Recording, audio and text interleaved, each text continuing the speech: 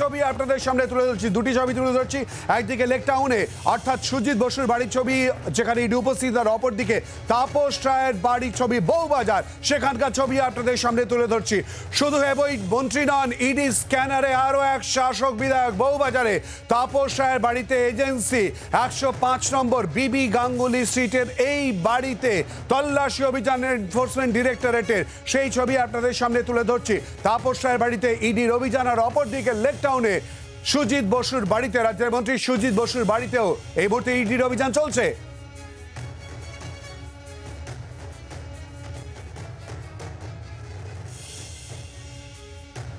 তাপস রায়ের বাড়িতে ম্যারাথন তল্লাশি অভিযান, আর এই নিয়েই প্রতিবেদন তুলে ধরেছে আমাদের প্রতিনিধি অর্কদীপ্ত মুখোপাধ্যায়। সন্দেশখালীর সপ্তাহ ঘুরতেই ফের একবার অ্যাকশন ইডি।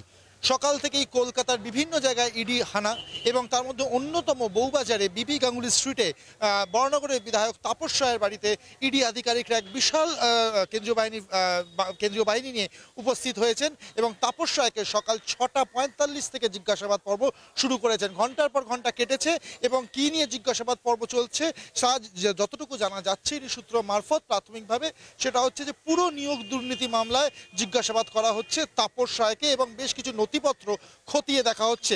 শুধু তাপস রায় নয়, তার পরিবারের সাথেও কিন্তু ইডি আধিকারিকরা কথা বলছেন এবং সমস্ত বিষয়টিকে খতিয়ে দেখছেন।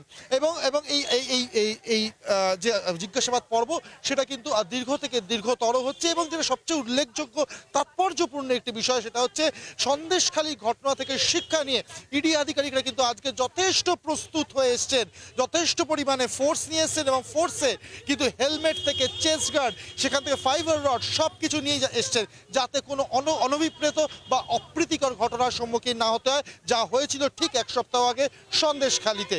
এবং দুপুর 1:10 নাগাদ একটি প্রিন্টার ইডির এক ড্রাইভারের হাত দিয়ে ভিতরে নিয়ে যাওয়া হয়, এবং সেই অর্থাৎ যেটা থেকে বোঝা যাচ্ছে বেশ কিছু নথিপত্র হয়তো সফট কপি রয়েছে, সেখান থেকে তাদেরকে সেই সফট কপিকে প্রিন্ট করে হার্ড কপি হিসেবে পেতে চাইছেন ইডি আধিকারিকরা। সেই নথিপত্রগুলো নিয়ে হয়তো ভবিষ্যতে খতিয়ে দেখা হবে।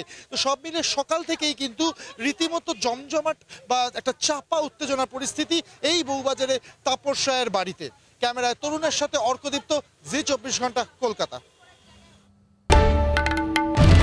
বাংলার আওয়াজ, বাঙালির আবেগ, জি 24 ঘন্টা।